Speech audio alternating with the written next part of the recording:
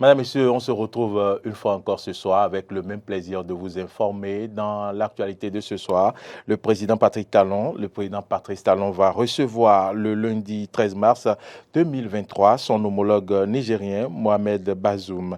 Et puis, nous en parlerons dans ce journal. Nous parlerons également des manifestations officielles qui se sont déroulées hier dans le cadre de la Journée internationale des droits de la femme du côté de Tambo avec l'Association des femmes combattantes. Des frappes se sont déroulées dans la nuit du 8 au 9 mars à travers l'Ukraine. Dans plusieurs villes, de nombreuses infrastructures énergétiques ont été touchées. Voilà pour le sommaire. Gardez votre position pour le développement de cette édition.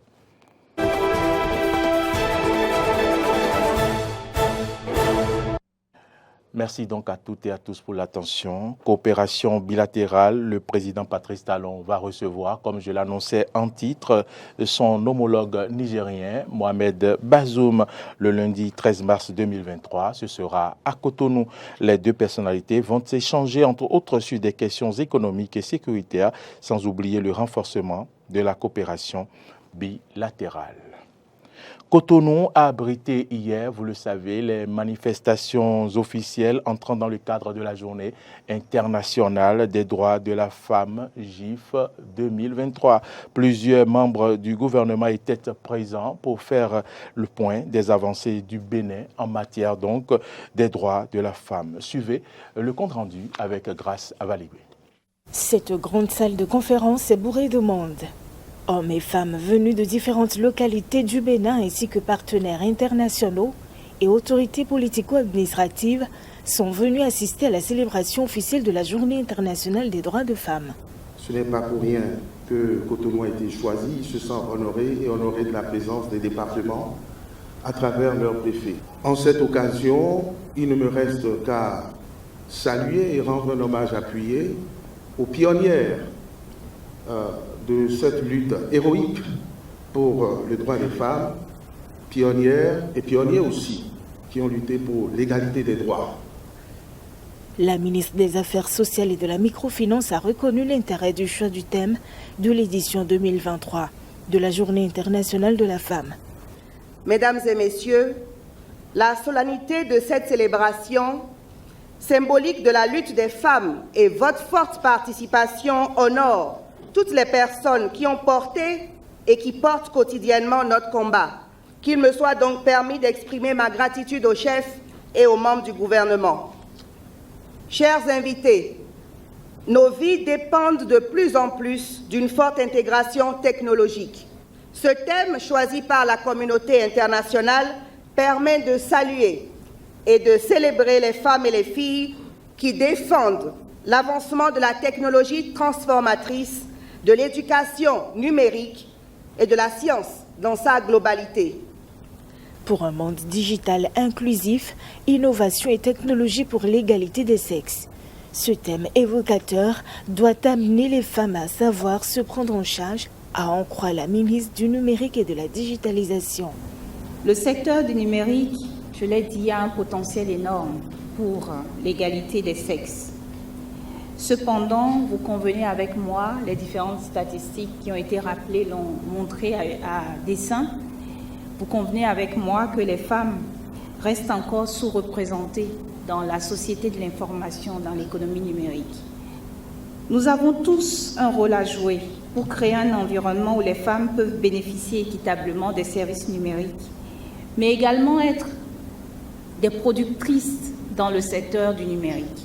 Représentée par sa secrétaire exécutive, la présidente de l'Institut national de la femme a tenu à rappeler aux femmes les différentes actions qu'entreprend le gouvernement à travers l'Institut pour leur mieux-être et a adressé un message de prise de conscience de la gente féminine sur les dégâts du numérique. La question qu'on se pose aujourd'hui, c'est que faire pour que les femmes et les filles ne soient pas exclues ou victimes du numérique. C'est pour cette raison que je tiens à lancer les appels suivants. À la jeunesse, les cyberviolences sexistes et sexuelles, notamment les sextapes entre jeunes, dans les espaces éducatifs et les lieux d'apprentissage, doivent cesser. Vous êtes l'avenir du Bénin, chers jeunes. Si vous créez un monde digital plus responsable, le Bénin de demain sera inclusif pour tous. Aux web activistes, influenceurs et influenceuses, si vous dites non aux cyberviolences sexistes et sexuelles, les inégalités numériques vont reculer. Aux membres de nos familles, c'est en famille que les premières violences basées sur le genre se perpétuent. Plusieurs activités ont marqué cette célébration, notamment la projection d'un mini-documentaire sur les avantages du numérique, puis les communications sur la cybersécurité et des prestations artistiques avec l'équilibre genre ont agrémenté ces manifestations.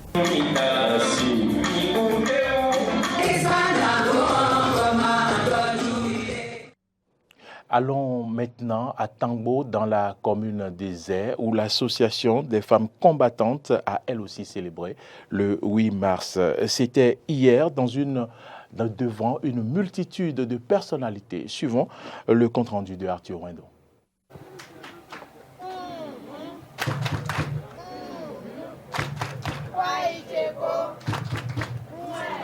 Nous sommes ici, dans l'arrondissement de Tangbo, commune des Airs.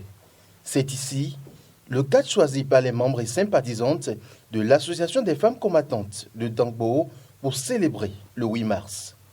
À Fête Tangbo, c'est plusieurs projets visant l'épanouissement de la femme.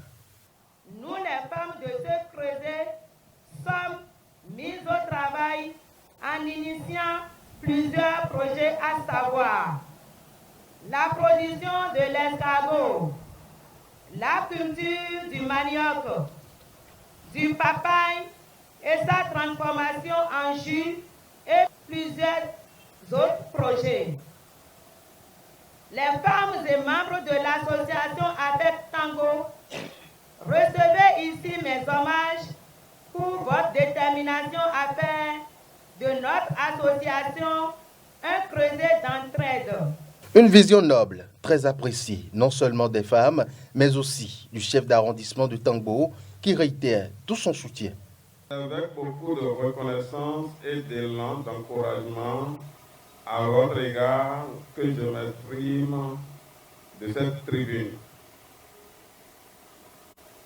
Le discours qui incombe à une autorité de prononcer en de pareilles circonstances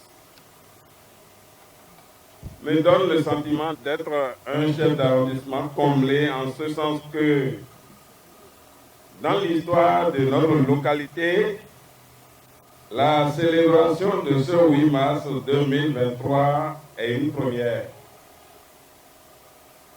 Je la souhaite régulière,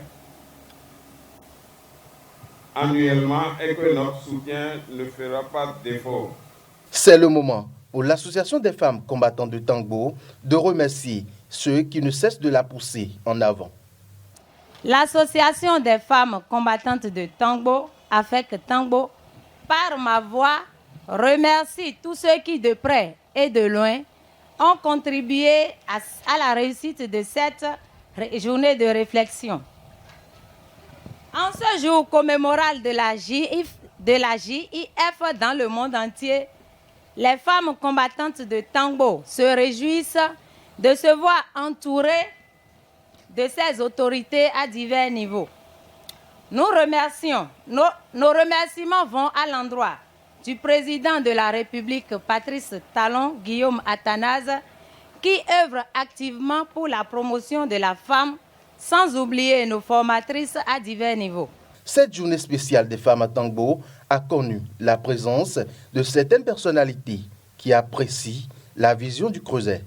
Mes sentiments sont des sentiments de joie, de fierté aussi, parce que c'est une première édition et je crois que ça a été une réussite.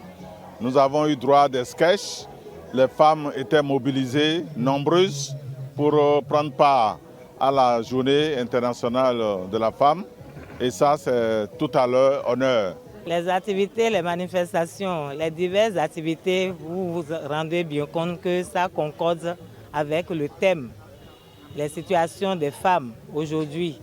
Et c'est, comme je l'avais dit, qu'on voulait faire d'une pierre deux coups, profiter de cette journée pour nous révéler et permettre à l'arrondissement, au monde, de comprendre un peu les difficultés des femmes de l'arrondissement de Tangbo.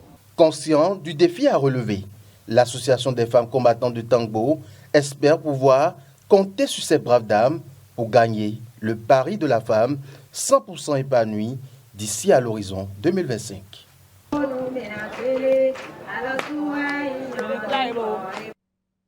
Et puis, en bref, dans cette édition, l'ancien président du Bénin, Thomas Boni Yaye, a été introduit ce mardi au palais impérial de Niki, où il a été reçu par le nouvel empereur, intronisé le dimanche 22 janvier 2023. Pour cette visite de courtoisie, le président Boni Yaye était accompagné d'une délégation composée de membres du parti Les Démocrates. Rappelons que le nouveau titulaire du trône du palais impérial de Niki est Sero Toru, âgé de 85 ans. Il est le 41e roi de Niki et va régner sur l'ère culturelle Bartonou et Bo du Bénin, du Nigeria et partout dans le monde. Il est marié à 2 femmes et est père de 13 enfants, dont 6 garçons et 7 filles.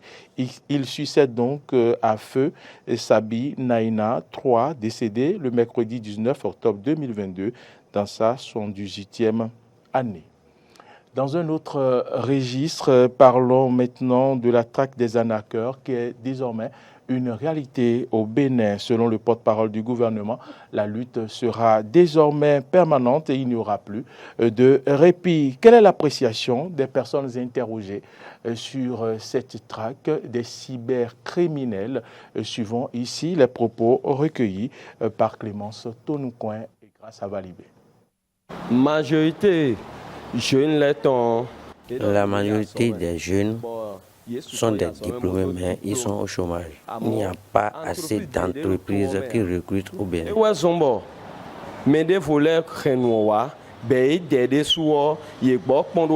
Alors, ils n'ont pas le choix que de survivre par ces moyens.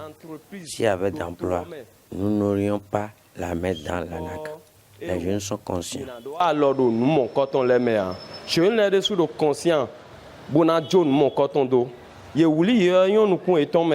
Ils savent qu'ils risquent la prison, mais ils se sentent obligés de le faire. Que des emplois soient créés, que des entreprises recrutent, vous verrez qu'il n'y aura plus d'arnaqueurs.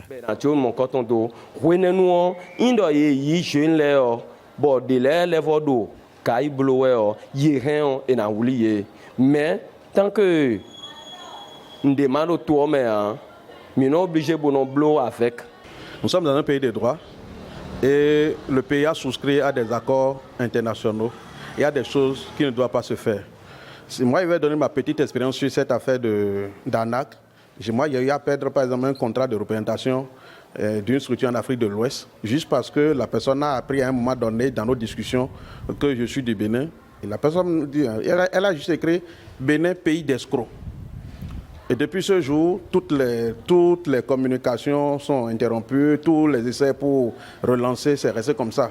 Ouais, donc, cette affaire entache notre crédibilité à l'extérieur.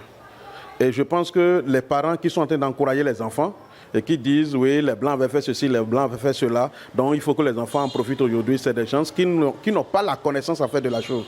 Donc je pense que l'État fait bien de faire la traque. Ce que je vais recommander peut-être à l'État, c'est de penser à des mesures qu'il faut prendre pour amener ces gars-là à se reconvertir ou à vraiment se repositionner. Parce qu'il y a des gens qui sont en prison, qui sont des arnaqueurs, mais à partir de leur téléphone, ils continuent d'arnaquer. Il faut qu'on se dise la vérité. C'est des choses qui se passent. Ils le savent. Donc, les gens sont là-bas, ils font des opérations. Et les gars sont en réseau. Moi, je vais recommander même que si on arrête les gens, quand ils sont en train de parler avec eux, de faire les interrogatoires, il faut les obliger à citer ceux qui sont dans leur réseau. Parce qu'ils fonctionnent en réseau. Et il ne faut pas rester à Cotonou. Ils sont pleins à Boycon. Ils sont pleins à Djidja. Ils ne sont plus à Cotonou, ils sont dans les brousses.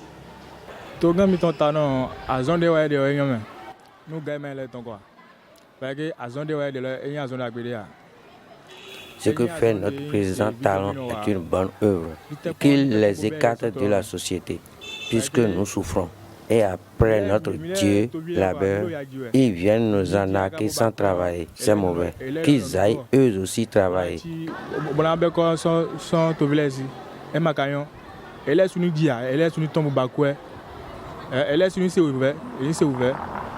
Que la police continue la traque pour nous sauver de ces cas d'arnaque.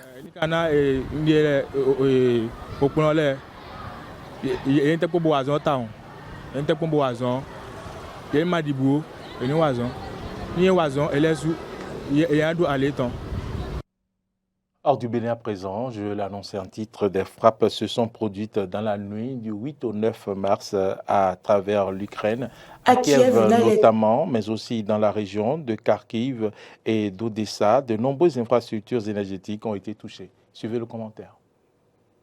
À Kiev, une alerte a retenti peu après minuit. Les sirènes ont sonné au-dessus de la ville, comme dans beaucoup d'autres régions ukrainiennes. Les autorités disent que c'est le travail de la défense aérienne, mais précisent aussi qu'il y a eu des blessés, ce qui a été confirmé par le maire de la ville, Vitali Klitschko. On compte également des coupures d'électricité d'urgence qui ont été mises en place à travers la ville. Environ 15% des habitants dans la capitale ukrainienne sont privés de courant et 40% des usagers à Kiev privés de chauffage depuis les frappes. Les autorités enjoignent les habitants à se mettre à l'abri en sous-sol, dans le métro, dans des parkings souterrains. La défense antiaérienne ukrainienne a réussi à abattre 34 missiles sur 81 ainsi que 4 drones explosifs Shahed de fabrication iranienne sur 8. Cette nouvelle salve de frappe intervient alors que depuis des semaines, l'attention se portait surtout sur le sort de Bakhmout dans le Donbass. Mercredi,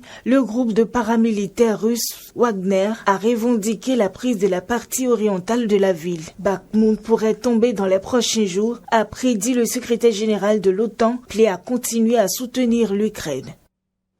Le journal se ferme donc ici. Toute l'équipe de réalisation et de production vous remercie de nous avoir suivis. Vous pouvez également continuer par nous suivre sur nos différentes plateformes, YouTube, Twitter, Facebook et sur notre application à télécharger sur Play Store et puis App Store. Vous pouvez donc télécharger l'application Eden TV Diaspora FM. Bonne suite de nos programmes et à demain matin. Rendez-vous sur Matin d'Eden. Bonsoir.